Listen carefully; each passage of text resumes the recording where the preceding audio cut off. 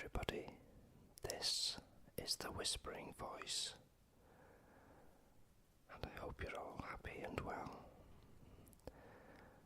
and getting plenty of relaxation. It's another beautiful sunny yet windy day here in North Wales. So this morning I've done a lot of washing, so it's drying now, and the clouds you can see on the screen are from this morning,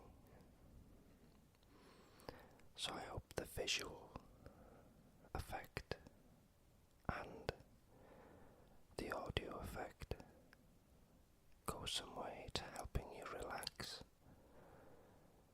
or indeed go to sleep. I was thinking this morning of something that happened a few years ago. Now, a friend of mine, who I haven't seen for many years now,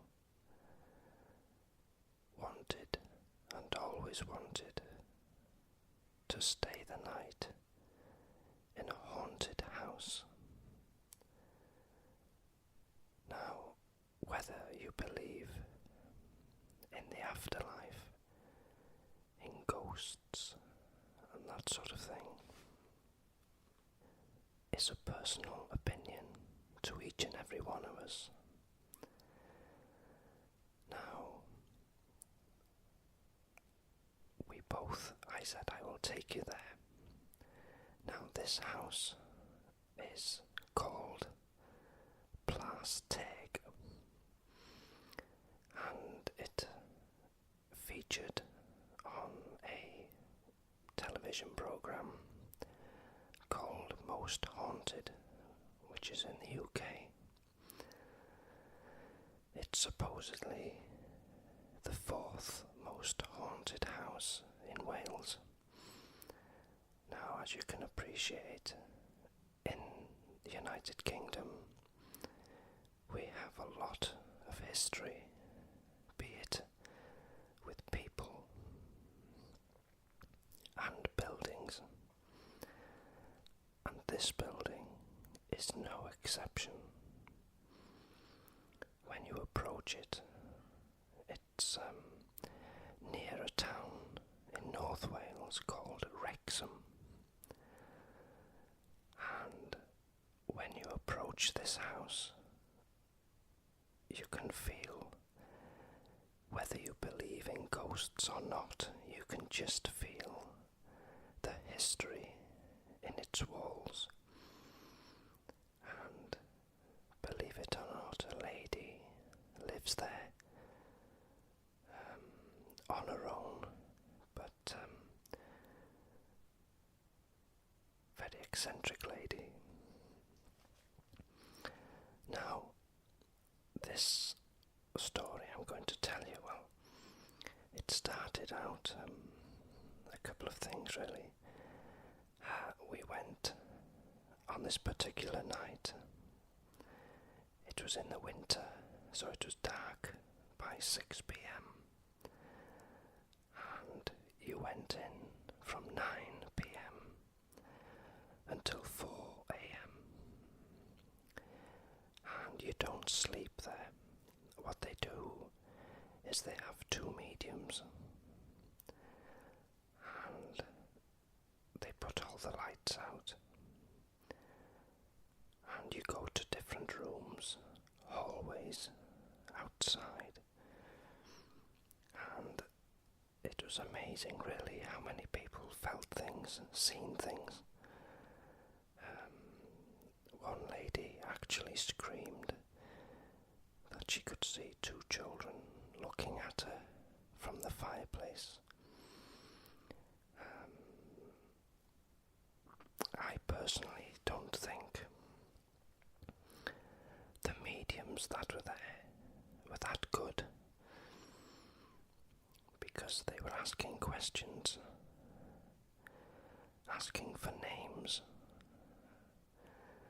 and literally going through all the names they could think of, and of course eventually someone within the room knew that person. Now I must say I was more interested in the history of the place and just the beauty of it, really. Trying to think back of who lived there, what their lives were like, and what in fact the area was like at the time. Now, the person I took was absolutely petrified, and it must have been about 2 a.m. I needed the toilet because I'd taken some water with me, and I'd been drinking a lot of that. Now, when I said I'm just going to the toilet, which at the time we were upstairs, and you had to go down these grand stairway down to where the toilets were, and the stairway is renowned for invisible hands to push people. So as soon as I announced I was going to the toilet, a few of them said, "You're not going on your own, are you?" "Yes, I am," and which I did. But I felt nothing, didn't feel uncomfortable or nothing. Now, a funny thing that the medium did say, at the end of the night, they were asking everyone if they felt anything, if they felt sick, if they felt ill, dizzy, headaches. These were all signs of a spirit present. Of course, I never felt anything, but a few of them did. And he looked at me and said, "How did you feel?" Well, I said, to be perfectly honest, I felt very much at ease, and I just was thankful for the experience, and I enjoyed going round all the old rooms, and I felt very much at peace here, really. Now, Plastig has a very bad history, really, of hanging people years and years ago because it was a house belonging to a judge. Now, the name of the judge, I'm not sure, but he was a famous judge of his day. He lived at the place, and oh no, I could be wrong, I'm sorry. He either lived there and did yes, I think he lived there, had one particular room which was acting as the courtroom, and if someone was found guilty of murder or whatever, they would be taken to another room which had a hatch on the floor, and they had a noose, a rope around their neck. The floor would open and they were hung. That was their punishment. And lots of people felt ill and sick in that room, for good reason, I think.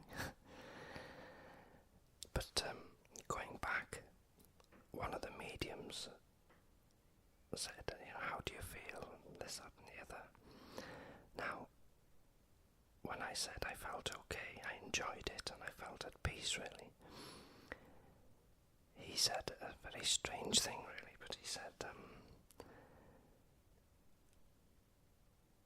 I don't know how to explain it, he said, but I can see a lot of dead people around you.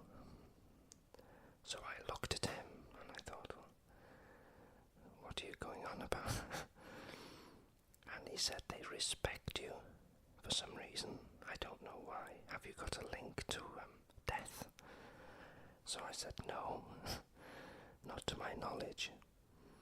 But never known what he meant by that, but he said that's why I felt at ease, because they respected me. So I have no idea why, but I was quite pleased with that statement, really. But that was that experience.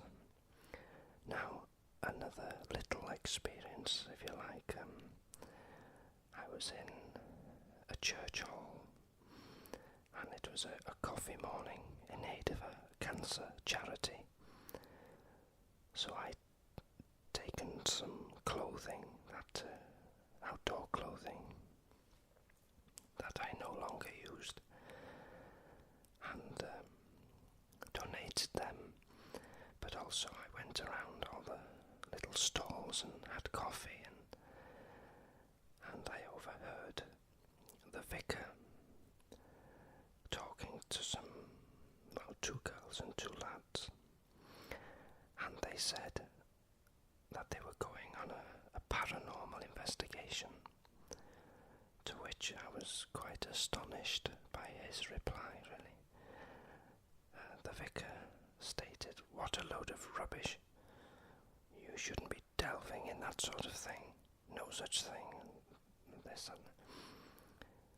and of course the four of them were quite taken back by this and embarrassed, really. But he was quite abrupt, arrogant, really. Anyway, I said, "Excuse me, I overheard what you just said." "Oh yes," he said. And I said, "Well, really, you're being slightly hypocritical, really. I beg your pardon." But what I mean is, he was stating no such thing with the paranormal investigations, with ghosts and things. Well, for a vicar to say that, it's hypocritical, because he believes in God and the Holy Ghost and the Spirit. Well, there either is spirits or there isn't. If there is, they're everywhere. If there isn't, well, there's no afterlife, if you like. There's no God. There's no soul. But that was something I thought you may be interested in hearing about, in a relaxing way, of course. Just little things like that which have happened many years ago now.